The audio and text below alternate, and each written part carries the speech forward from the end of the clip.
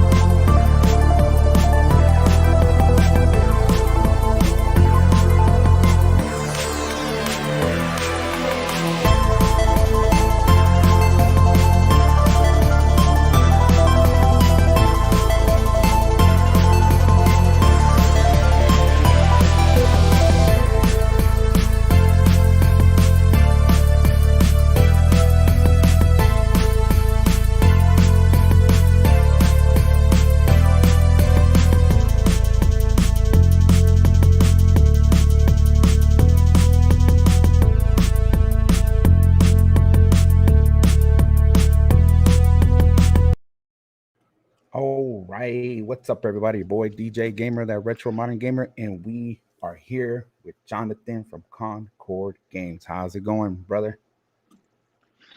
So far, so good. Thanks so much for having me on. Really appreciate it. Oh yeah, no doubt, no doubt.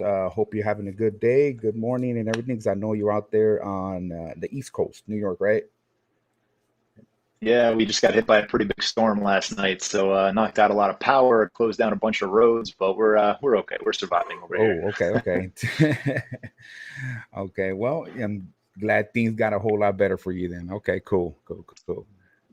So we met at the GamerCon. Instantly, I was drawn in about just everything you guys do as far as, tutoring, just the whole clubs and everything. So just break it down to me. What's it like? Like, hey, if I'm gonna go attend ConCorde Games, just break it down to me. Absolutely. So I'll give you a background on our company. So we founded actually 2 years ago. And our goal when we were trying to develop this company was to provide services for students across the country in all different kinds of things STEAM related. And, STEAM is a big deal in education right now. It's all about science, technology, engineering, arts, math. And one of our goals was to make sure that every student across the country has equal access to amazing instructors. One of the biggest things that we know is that there are certain schools and districts that don't have the same resources that others do. And we really wanted to try to level the playing field as much as possible. One of the ways that we could do that is by creating awesome programs that schools can actually purchase and have us run, where we have these great specialist instructors teaching amazing curriculum and helping to prepare the students for 21st century job markets, careers, college, all those kinds of things. So in order to do that, we basically built out 3 branches of our company. The main branch is ConCorde Education, and that's everything STEAM related. So we're running like coding and programming classes, digital arts and media. We're building out entrepreneurship and business courses, broadcasting and journalism. We do fun things too, like Dungeons and Dragons and anime clubs for students. And so that's really our ConCorde Education branch. You mentioned our tutoring. So we do have the ConCorde Tutoring branch, which obviously is all about academic tutoring. But it's also any kind of tutoring that students need, including dungeon master training or one-to-one esports instruction. That's totally fine too. And then probably our most exciting branch is the ConCorde Games branch. And ConCorde Games is our esports division. We are currently building out esports teams for schools across the country. focusing on all the coolest esports games right now: Rocket League, League of Legends, Super Smash Brothers, the various sports games. And our goal really with all of our programs are to create pathways to college, pathways to career.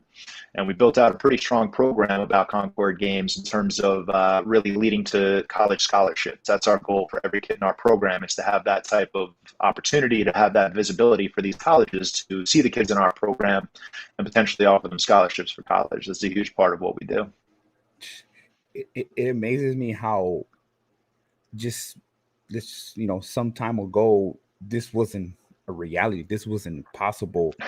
Video games making a career out of video games.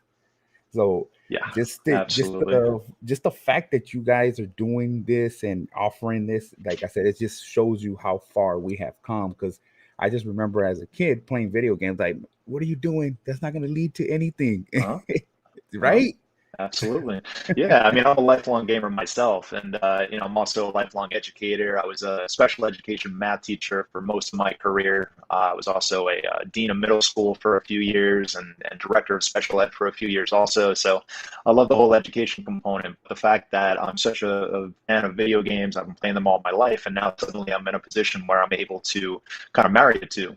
And, it's the stigma is starting to go away. I wouldn't say that it's gone yet about gamers being, lazy or it's a waste of time or anything like that. You can't argue with scholarship money or the amount of money that some of these professional esports gamers and tournaments are raking in at this point.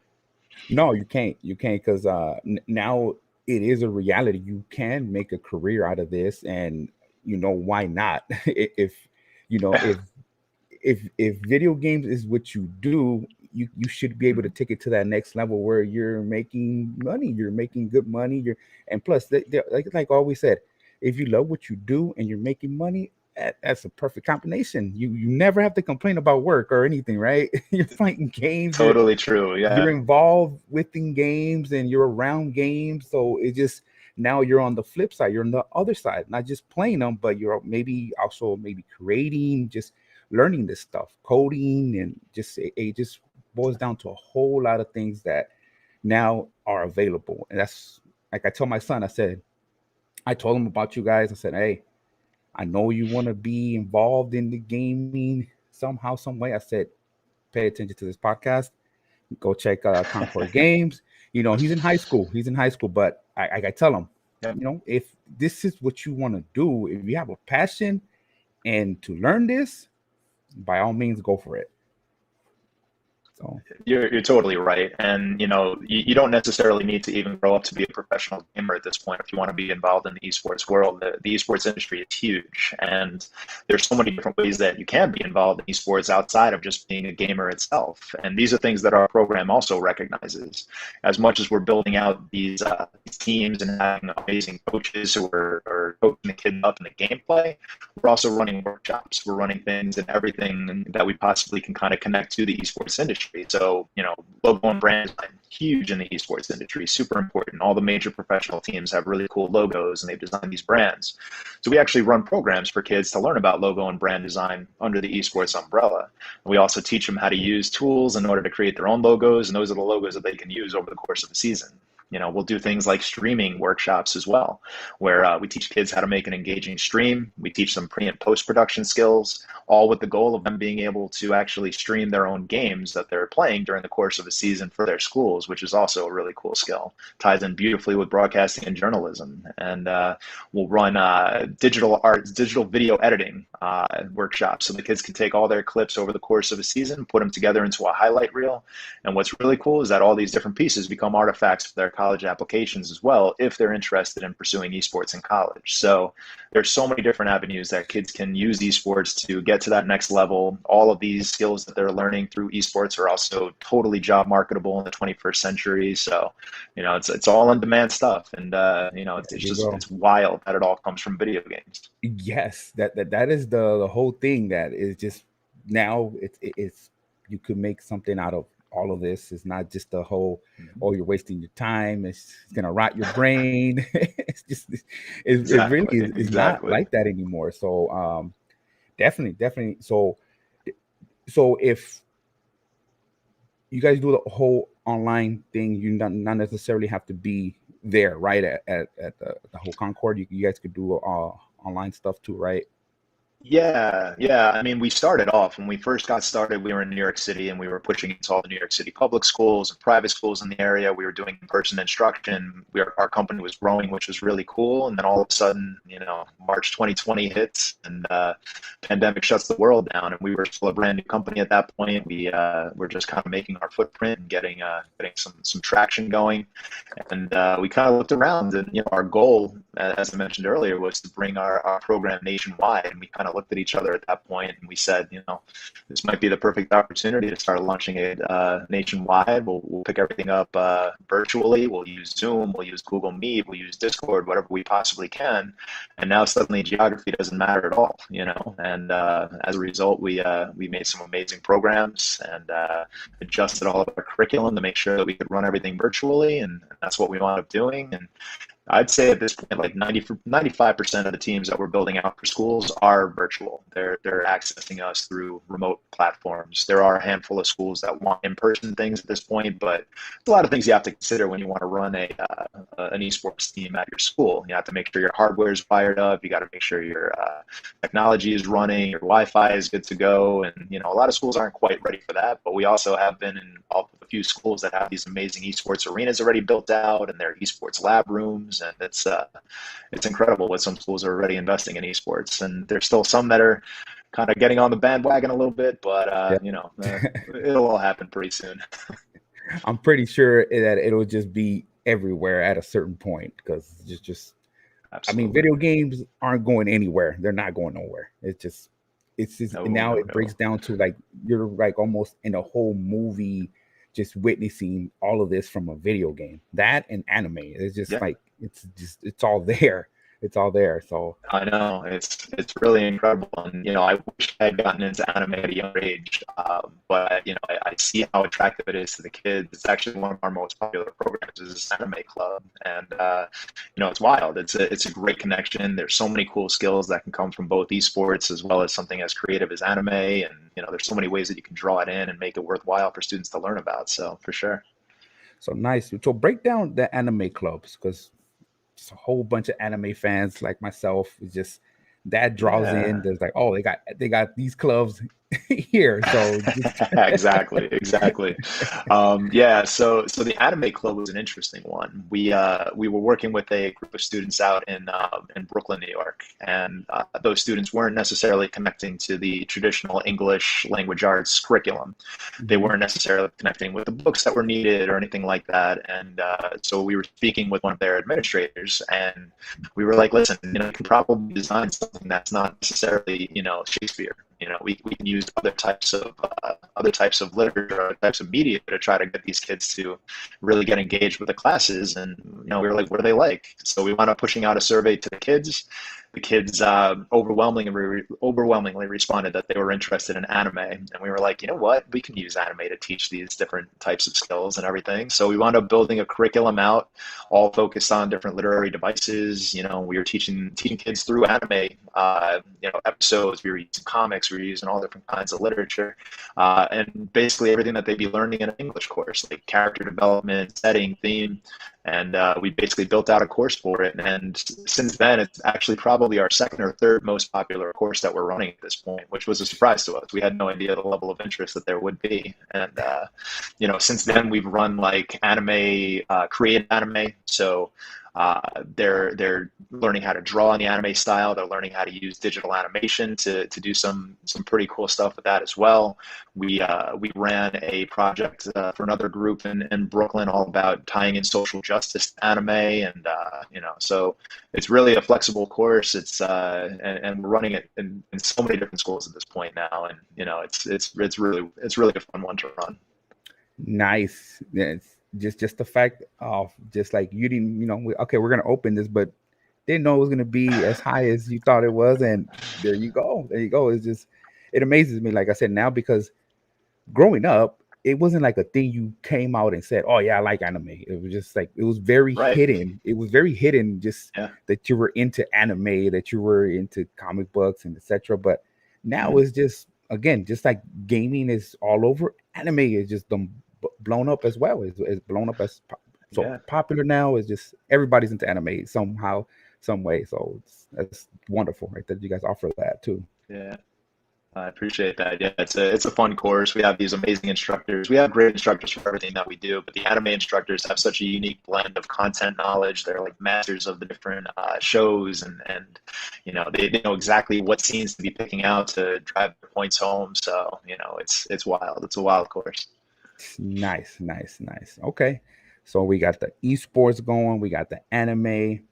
Now, the one I was kind of just looking into big time was the Dungeons and Dragons. What do we have there? Because Yeah, I've never been taking part in Dungeons yeah. and Dragons, but I'm fascinated by it. I am really am because just how they break down just Oh man. storytelling. Yeah. Yeah, well, I mean, you need to get into it. That's basically what it comes down to. I played it when I was a kid. I played it when I was in middle school, actually. I had a group of friends, and we were interested in it. We all like storytelling. We all were interested in fantasy and everything like that. So we played it when we were kids, and I loved it. I had a great time. And then I kind of lost touch with it for a while. And when I was working at a school as a director of special ed, there were a few kids in my program who were struggling socially. And I was talking to them. I'm like, there's ways that we can get you to be a little bit more outgoing. There's ways that we can kind of find kids for you to hang out with and everything like that. And once we started talking it out, they were like, "Oh, I really like Dungeons and Dragons," and I was like, "Oh, I do too." So I was like, "From now on, we're gonna do a lunch club, and we're gonna run some Dungeons and Dragons." And I bought all the newest books and everything like that, and I started running this group for about 4 kids. And pretty early on, I realized that I was able to speak with my school psychologist, Dr. Jeff, and he was great about it. And we put together this great curriculum for the Dungeons and Dragons course, where we were teaching them all about problem solving and communication skills, and all that's already embedded into the game. It's already a part of the game. But if you can kind of attack a storyline from that angle and really target some skills that kids can use and grow from, the kids don't even realize that they're practicing these skills, which was great. And by the second semester when we were running it, the group ballooned from like 4 kids all the way up to 12, which if you haven't played it yet, that's way too many for a group. But it was just great to see. Suddenly we had the athletes in the room, and we had people on the student government were in the room, and everybody's talking, and these new friendships were being born. So I loved it as a DM when I was the admin, and then when we started this company, I was like, no matter what, we are doing Dungeons and Dragons. We're pushing it out there, and what's really cool is that we have these dungeon masters who are like masters. They really are. This isn't like me DMing for a group. This is now people who really take this as seriously as they possibly could. They have some of them have elaborate sets that they design and create. Others are using a program called Roll20 to kind of bring in some technology for their sessions. Others are using theater of mind and just kind of talking it out, telling this great story just with spoken words. So I kind of get hung up. I'm an old school RPGer, so I get really hung up in character creation. So, Yeah. D&D Beyond, there's a whole character creation section of their website, and I probably made about 50 characters. Haven't played a single one of them yet. I'm just building out characters, and that's kind of what I do sometimes. But it's a really cool program, and if you haven't played it or you don't have a group yet, you need to get involved. It's a lot of fun. Yeah, because me personally, I used to always be fascinated because you used to create a character and you brought him to life by a certain way he talks, acts, and everything. So you became that character, and that's why I'm fascinated by it, because it's just like the whole, you telling the story, solving problems, and it brings out more out of you, your creation on a character that you created from scratch, like all within Exactly. you. That's big ups for that. Big ups for that. Everybody, go check that out. Go check that out. Dungeons and Dragon after school program at ConCorde Education. It goes down. Esports, anime, Dungeons and Dragons. I mean, you get it all. You get it all from one place. Oh yeah. And let's not forget about the coding stuff. I mean, the coding stuff is cool too. When I was a kid, coding was pretty boring to learn. I'm old at this point now, but when we were learning how to code, it was really like, can you move the mouse cursor, and can you change the background of your screen, and those kinds of things. And now all of a sudden, kids are learning how to code directly into making video games and creating apps as like their first thing that they're ever creating. And they're learning how to fly drones with code and create control robots and get into these robotics competitions. It's incredible. And, it's funny because it's one of the few skills that, a fourth grader could have way more skill than an 11th grader when it comes to coding. So, age doesn't really matter when it comes to this kind of thing. And that to me is fascinating because you really do have this next generation of coders who are coming up, and they're way more advanced than the last generation of coders because they just have access to so many more materials, so many more applications and programs. And, the fact that schools are starting to pick up a little bit more in terms of the instruction for it, it's a good sign. But I mean, thinking about how reliant we are on technology at this point and how quickly it's evolving and changing, and there's going to be a huge need for that as a job marketable skill in the future. So, it's a super important thing. And I'm just glad to see that more and more schools are getting involved in creating these programs. Yes, because I remember, just growing up, I don't recall the show's name, but they used to battle their own robots that they created. Yeah. What was that show called? Like BattleBots, all those kind of cool things. Yes, yeah, all those things. Yes, they used to go at it. So just with that again, just breaking it down, just getting into that, it's just amazing where it's gone and where it's going, and and yeah, right now like I've seen it where they offer kids, hey, you want to learn how to code for kids on a kids level, so where they get to know it and they pick it up real fast, like. Kids now, they come out with a cell phone, apps, and YouTube, and they're going wild with technology. Yeah. I mean, I have a 9-year-old and a 6-year-old boy, and they are both obsessed with their iPads. Obviously, it's nonstop. It's all they want to do. But what I'm noticing now is they want to get like the Roblox creator, right? They want to start making the games, and I'm like, wow, you guys are so young to want to get involved in this. And they're watching videos on YouTube, and they're watching other streamers who are building out these games and everything like that. And that to me is wild. Watching somebody else, I guess it's no different than watching a professional football team play. But if that's what you're really interested in, now you can watch all these people that are really kind of masters of their content, master creators, and you can now watch them on streams or on their recorded videos on YouTube. It's incredible what you're able to learn just from watching somebody else do something. And if the interest level is there, it's sky's the limit. It's a whole lot different from when me and you were gaming, because now it's so easy just to go type in, maybe you're stuck somewhere, as opposed to when we were gaming, we had to figure it out. Oh my God! I used to, so just to show my age a little bit here. I remember getting the Nintendo magazine, Nintendo Power, back in the day, and there was also like a Nintendo hotline that you could call. And I remember it was like one of the Final Fantasy games, probably Final Fantasy 2 or 3, something like that. And I used to go through and be like, I'm missing this item. Where can I find it? And I have 50 questions about where I can get different items from, and best strategies to take on this boss, and all these things. Yes. Oh my God. Now, then I remember it switched over to game facts on the internet. And, once that was readily available, I was like, man, where was this my entire life? And now, any tip you want to know is found out within day one of launch, and it's right there for you to have. It's incredible. It's incredible, because believe me, I'm with you on showing my age a little bit, because I remember all that. I remember subscribing to the Nintendo magazine, or picking up I think it's called Tips and Tricks, and they'll show you, kind of break down stuff for you. And I did remember those hotlines where you would call in, and they would break down pretty much everything. You just tell them where you at, where you stuck, and I can't get through. And exactly, amazing. Okay, so since we're tapping into your gaming history, what was one of those first things that those games you gravitated to? I heard you RPG, so definitely. I mean, the first Final Fantasy 1 for Nintendo was one of those game changers for me. That was, I had always liked video games. I would play Mario Brothers, Zelda, I loved all of those. But the first time I played Final Fantasy was like, oh my God, this is the best thing ever. It was amazing to me. I had never experienced anything like that before. And, that created just a love of video games, a love of RPGs, the Dragon Warrior, Dragon Quest series. That was super big for me also growing up. But I also like sports games too. I kind of played a little bit of everything. It's not like I was just too focused on one thing. I'm super excited. I just got Madden. My friends and I would celebrate Madden release day. We would call it Madden Day, and it was like a Madden rush to Day. get home from work.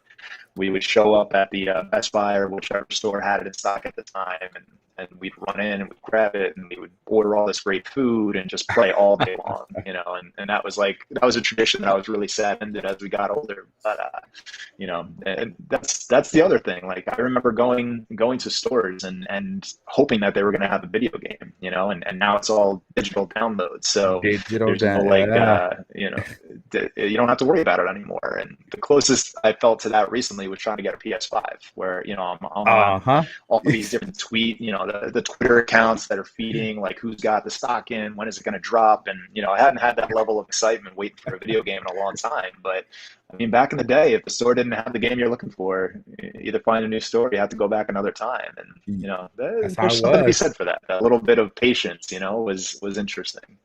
Definitely. That brought that back to me too. Hunting down a PS5. It was just that. Yeah. Going on Twitter, following. Okay, just keeping the notifications just in case. Once you get it, you try to go get it, and yeah, and that was all digital. But yeah, I remember that, just going to the stores or going to especially, it's funny you say Madden Day, because that's what we called it too as well. Like, hey, go pick up Madden, let's go. We're gonna do this, and exactly right. And I do miss that, because we were all gathered one TV, like about four of us, and we used to just go at it.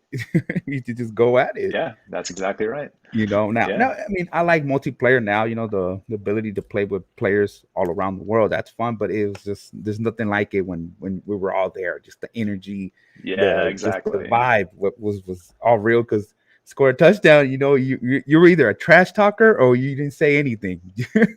Exactly. That's exactly right. You're either the quiet one or you're pointing fingers at everybody else in the room. That's totally true. And for us, we always started off with a franchise mode for Madden. We love building it. We would take like the Jets, because the Jets are always terrible. So we would take the Jets and we would scrap everything on the roster. We would relocate them as quickly as possible and, build them up. That was always a fun thing to start with Madden. But, it's just funny because, you kind of, those games that come out every year, you're playing the same game basically all the time, but they're so engaging. They keep bringing you back in. I bought every single Madden since it's come out basically. And, to me, that's wild. That's just an incredible thing that you keep buying the same game over and over again, minor differences year to year. But, that's the power of the video games. It's so engaging. What else do you like to play? Definitely. I'm still playing Madden, Call of Duty. That's what I've been into lately. Apex, a lot of first person shooters, but RPGs. Just goes back to one of my favorite games was Zelda on the Super NES. A Link to the Past was always one of my favorite games. Was a good Zelda game. It was just nothing like it. It was just amazing how they fit a bunch of things on the cartridge. Just like that game itself, all the stuff that you can do. It's crazy. So definitely Zelda, Mario RPG, another one. That's definitely. That was a good one. That was a really good one. Yes, Mario RPG, and if it goes to Final Fantasy, I gotta go with 7. Final Fantasy 7. It's just 7 was so good. It really was. That's like a all timer. I actually haven't played any of the remakes yet. They've been coming out with a few different versions. It seems like, and I don't even know if I want to touch it. I have such good memories of that game, and I feel like if I play the remake and it's not as good as I remember, it's going to taint my memory. So yes, I was like that as well. I was like, oh man, I said 7 instant classic. It was a game changer for a gamer at the time, because when you got the game, you were like, how many discs? Like, how long am I going to be playing this for? But as you got into it, it didn't even matter. You just pretty soon you were like switching discs, because of all the stuff you were doing. It just didn't even matter. So I'm like halfway through the first remake right now. So it's pretty good, because obviously the graphics, it's just there. It's just like, nothing like we had it, where it was all pixelated. Cloud was like squares and nothing like that. So yep. Oh yeah. So definitely one of those games for sure though. We got a Yeah. question here. Let me see. Ask Jana about Josh, the owner. I don't know who. Josh Eisen, the owner. Oh, Josh. Okay, so Josh is an amazing man. He's like a visionary. He knows how to put things together for his companies, and he owns a few different companies. He just has a knack for making a successful business that is giving exactly what the clients and customers want. And we had spoken early on when in my administration career, and he was telling me, he's like, "Listen, I really want to start an education business at some point, and I would love to do it with you." And that was kind of the initial conversations. And at the time, I was an administrator. I was in the school for a really long time, and it's one of those things where in education you get a little stuck. You sit there and you go through your years of education. You have to get all your different degrees, and then at the end of it, you're kind of stuck being a teacher because it's a huge change of your life to do anything else. And I had always been interested in small businesses, and I really wanted to kind of expand on my opportunities, but stay in the realm of education. And Josh was amazing. He was like, "Listen, I have no problem building something out with you if you're in for it." And the faith that he put in me, and the faith that he put into our company to kind of get it off the ground and running was incredible. And at this point, because of him, he's been able to create programs that have touched the lives of hundreds, if not thousands, of kids already. So he's a great man. Okay, nice, nice. Definitely, I'm about that vibe too. Just a visionary. Sometimes that's what it takes. Somebody with a vision that sees something that nobody sees, but believes in it enough to like, hey, look, Correct. come with me on this. You may not see it right now, Yeah. but believe me, we're gonna go do something with this. Exactly. And he didn't know much about esports when we first started either. And, right around the time of the pandemic, we were kind of talking and trying to figure things out. And I'm like, "Listen, I think this is an avenue right here. I think this is no matter what going to be big. So we should try to get involved in it." And he took that leap of faith with me also, where, he kind of trusted me and we built it out. And lo and behold, here we are. ConCorde Games is a real thing, and it's incredible. Nice, nice, nice. I'm down with that. Like I said, visionaries. Again, just gotta have that belief. No matter what, everybody, you gotta Yeah. believe in something, even when nobody sees it. But long as you see it through, there you go. There you go. Nice, nice, nice. Okay, so now, present time. What's the overall vision going forward right now? We're coming out of COVID. What's gonna go down at ConCorde Games as far as going forward? Yeah. So we've been lucky enough to make some great partnerships recently.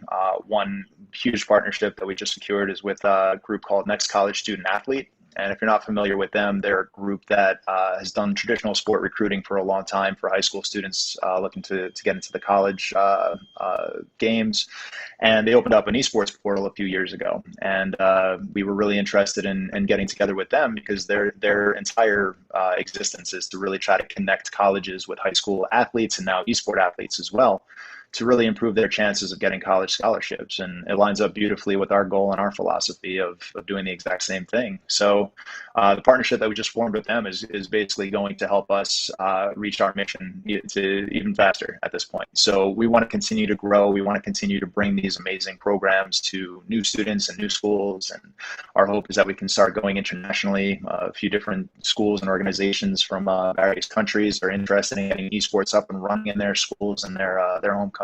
So, that's a huge push for us as well.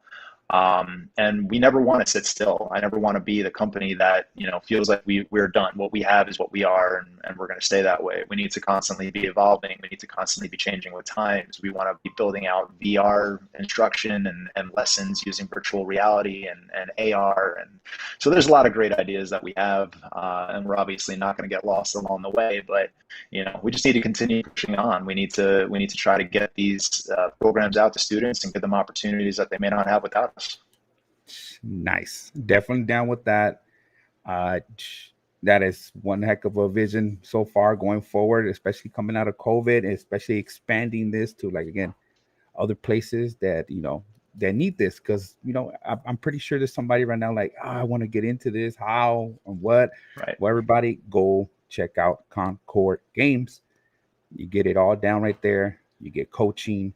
You get just an understanding about graphic designing, broadcasting, streaming, voice and speech training, audio, video editing, a bunch of things all under one roof with ConCorde Games.